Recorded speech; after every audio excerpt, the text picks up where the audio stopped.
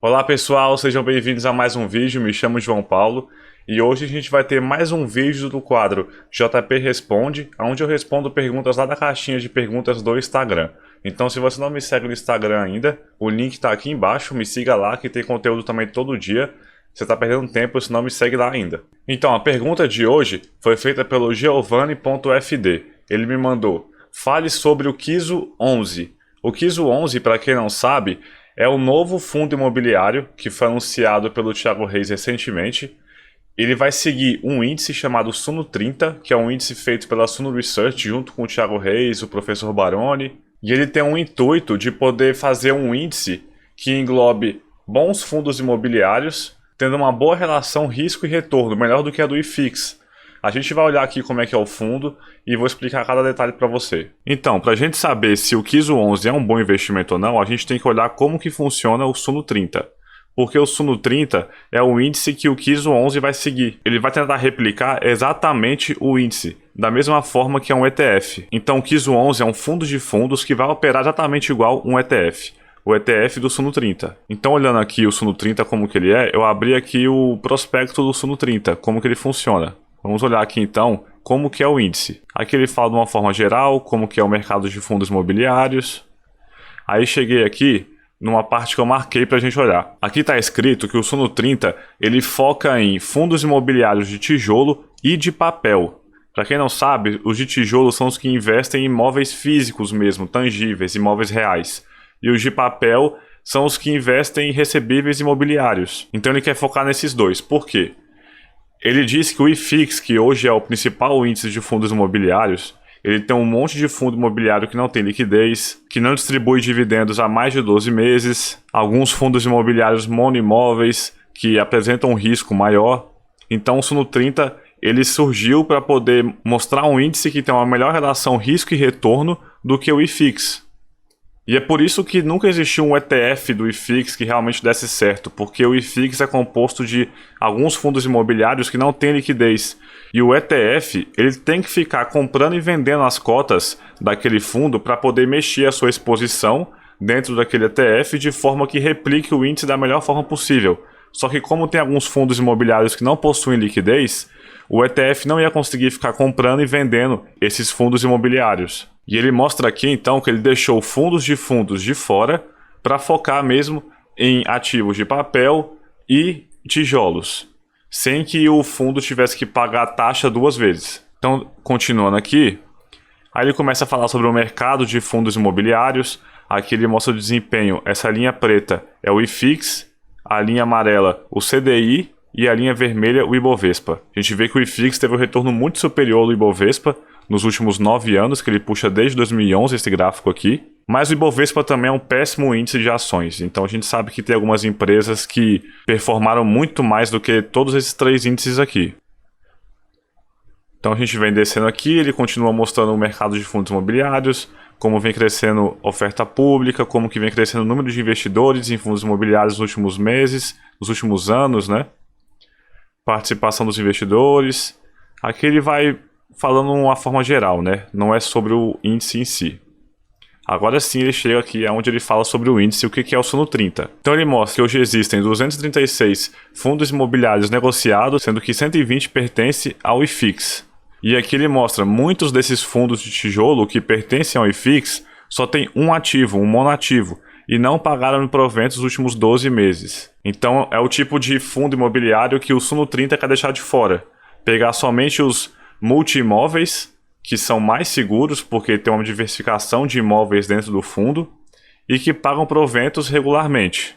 Então, continuando aqui, também marquei: dessa forma acreditamos que investidores de fundos imobiliários do tipo tijolo e papel não sejam 100% representados pelo IFIX. Sendo assim, segmentamos o mercado e criamos um índice que representa melhor as diferentes classes de fundos imobiliários. Então a composição é bem legal, ele mostra aqui o filtro, né? Quais fundos imobiliários então podem entrar dentro do Suno 30 e quais não podem. O Suno 30 vai pegar os 30 maiores fundos imobiliários, os 30 com maior patrimônio líquido, que atendem a todos esses critérios aqui. Então todos os fundos imobiliários que fizerem parte do IFIX, não ser um fundo de fundos, possuir mais de um ativo e pagar proventos ao longo dos últimos 12 meses, todos que atendem esses aqui, se forem mais de 30, ele vai pegar somente os 30 maiores desse número. Aí eles vão entrar dentro do índice do Suno 30. Descendo aqui, a gente olha como é que é o índice.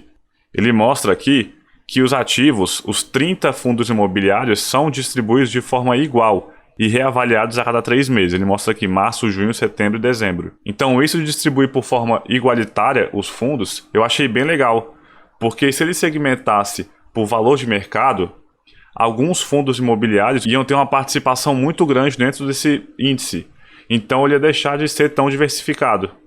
Deixando totalmente igual todos os fundos, acaba que fica um índice super diversificado. Conforme a gente vê aqui, a participação de somente 3,33% de cada um, porque são 30 fundos imobiliários. E são esses aqui que hoje fazem parte do Suno 30. Conforme ele falou, trimestralmente vai ser reavaliado. Eu fiz as contas aqui para a gente ver quais são os segmentos presentes. Tem 2 bancários, 3 de escritórios, 7 de galpões logísticos, 10 de papel, 5 de shoppings, 1 educacional e 2 híbridos. E um dos híbridos é o KNRI, que ele é metade galpões logísticos e metade escritórios. Então ele conseguiu até que diversificar bem também dentro dos segmentos. Ele tem de tudo ali dentro. E descendo mais um pouco, ele mostra melhor isso. Aqui ele mostra que 60% são de tijolo, 33% papel e 6,67% híbridos. Olha aqui o gráfico. Então ele ficou bastante diversificado, porque os de tijolo está segmentado entre escritórios, galpões logísticos, shoppings. Acabou que ele ficou bem diversificado. E continuando aqui, ele mostra exatamente isso. Olha aqui como galpões logísticos tomam a maior parte dentro dos de tijolo, né? Lembrando. Aí temos também escritório e shoppings como os maiores. E são os 3 segmentos que eu mais gosto também de tijolo. Eles tomam quase tudo. Acaba que sobra somente 11,11% bancário, 5,56% educacional, o que somados não chegam a 17% de todos os fundos de tijolo que estão no índice. E descendo aqui, a gente vê o retorno, fizeram um backtest do Suno 30. E ele teve um retorno superior ao do IFIX, o que é bem legal. E faz isso também correndo menos risco, porque ele não tem fundos imobiliários monoimóveis, por exemplo, que naturalmente são mais arriscados, porque o fundo depende exclusivamente de um único imóvel. Então se algo ruim acontecer com aquele único imóvel, acaba que tem um impacto em 100% do fundo. Quando ele é diversificado em multi-imóveis, não. Se acontece algo ruim com um imóvel, os outros imóveis ainda estão funcionando normalmente. E aqui ele mostra também de forma gráfica, o Suno 30 é essa linha preta. E aqui ele faz um gráfico também relacionando risco-retorno, e é basicamente isso, aqui ele acaba.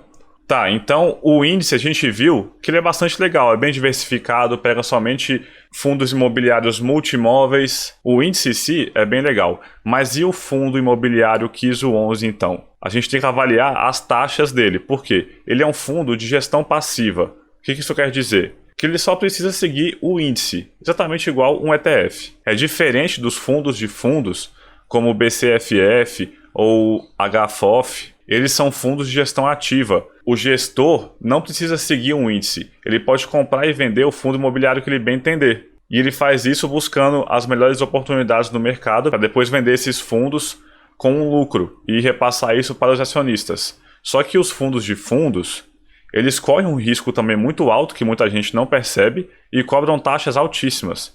Esse é meu questionamento sobre fundos de fundos, por isso que eu não gosto deles. Agora o KISO 11, ele vai ter um risco muito mais baixo do que esses fundos de fundos, mas a taxa dele é de 0,65% ao ano sobre o patrimônio líquido do fundo. Eu achei uma taxa alta para um fundo de gestão passiva. Aqui no Brasil, ETFs costumam ter taxas entre 0,2% e 0,3%. Nos Estados Unidos, a gente tem fundos que têm taxa de 0,03%, 0,1%. Então 0,65% eu achei elevado. Mas o Thiago Reis já falou que eles têm a pretensão de abaixar essa taxa conforme o fundo for ganhando escala. Então a gente pode ficar nessa expectativa aí. Então, concluindo, eu gostei do KISO 11. Ele segue um índice bem diversificado, que tem bons fundos imobiliários ali dentro. Eu vejo como uma boa opção para muitos investidores. O meu questionamento é somente esse, a taxa que eu achei elevada. Mas a gente pode esperar para ver se vai cair ou não. Então espero que tenham gostado do vídeo. Curta e se inscreva no canal e não esqueça de me seguir lá no Instagram. Espero vocês lá. Valeu!